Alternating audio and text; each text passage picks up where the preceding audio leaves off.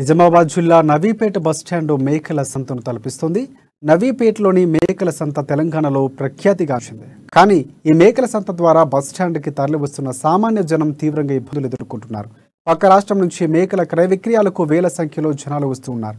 దానితో వాహనాల పార్కింగ్కు ఇబ్బంది కలుగుతుందని బస్టాండ్లో పూర్తిగా మేకలు నిండిపోవడంతో బస్సులు ఎంట్రీ ఎగ్జిట్ ఎటువైపు ఉన్నాయో తెలవక ప్రయాణికులు ఇబ్బందులు ఎదుర్కొంటున్నారు.